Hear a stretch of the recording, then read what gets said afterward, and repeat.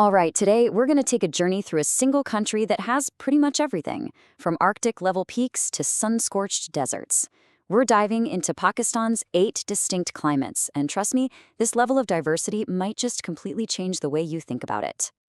So let me ask you, when you picture Pakistan, what's the first image that pops into your head? For a lot of people, it's probably intense heat, maybe a dry, dusty landscape, a huge desert. And look, you're not wrong, but that's just one piece of a much, much bigger puzzle. And that single image, yeah, that's what we're here to completely blow apart today. So think of this as a virtual expedition. We're going to start in the towering, snow-covered peaks way up north and travel all the way down to the warm, breezy coast of the Arabian Sea. So here's the route we're taking. We'll kick things off by seeing Pakistan as a land of incredible contrasts. Then, we'll explore those icy northern peaks, drop down into the agricultural plains, push into the arid heart of the country, and finally, catch our breath on the breezy southern coast. Our whole mission here is to reveal this amazing environmental variety that's all packed within one country's borders. So let's get started right where the stereotypes end. Okay, first stop on our trip, the extreme north. We're talking super high altitudes where the air is thin and winter isn't just a season, it's king. This is literally a world away from those hot desert landscapes many of us picture. And what's really wild is that even up here in the cold part of the country, it's not all the same. You've got two completely different zones. First, there are the highlands, think massive peaks, really harsh, long winters with tons of snow. But then you just drop a little in altitude and bam, you're in the humid mountainous region.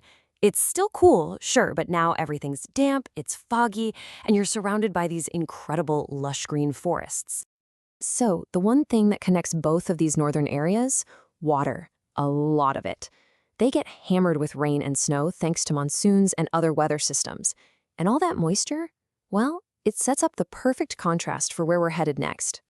All right, so we're making our way down from the peaks now, and wow, does the scenery change.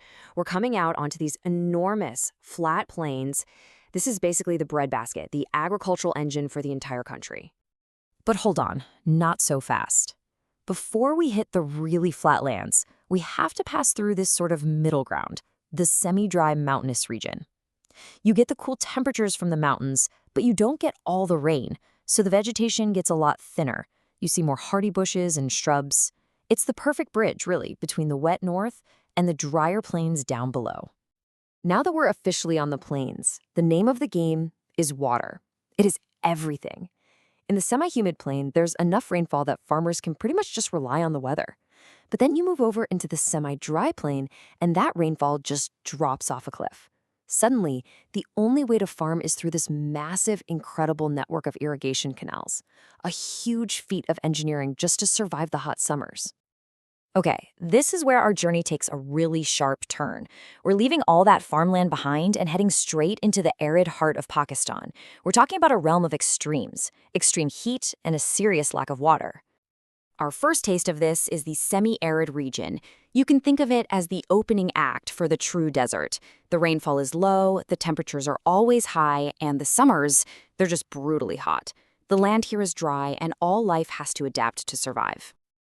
As we push deeper into the fully arid region, this quote just says it all. Summers are extremely hot, and water shortage is common.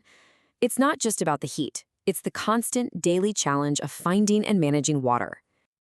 This is your classic desert climate. We're talking about huge deserts like the Thar and the Cholistan, where you get almost no rain all year. And this is where you get that crazy temperature swing, scorching hot during the day, but then surprisingly cool at night.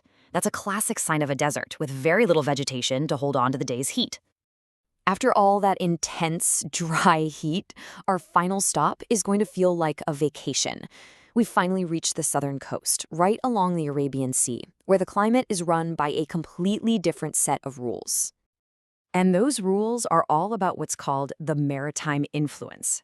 Basically, the massive Arabian Sea acts like a giant natural air conditioner. It absorbs heat in the summer and releases it slowly in the winter. This means you just don't get those wild temperature swings we saw just a few hundred kilometers inland. So what you end up with is this really unique coastal climate. In big cities like Karachi and Gwadar, the temperatures stay pretty moderate all year. The trade-off? High humidity and a constant sea breeze. And even though rainfall is still low, the whole feeling of the place is totally transformed by the ocean right next door.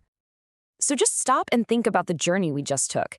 We started in icy highlands, came down through foggy mountains and irrigated plains, crossed vast, scorching deserts, and ended up on a breezy, humid coast.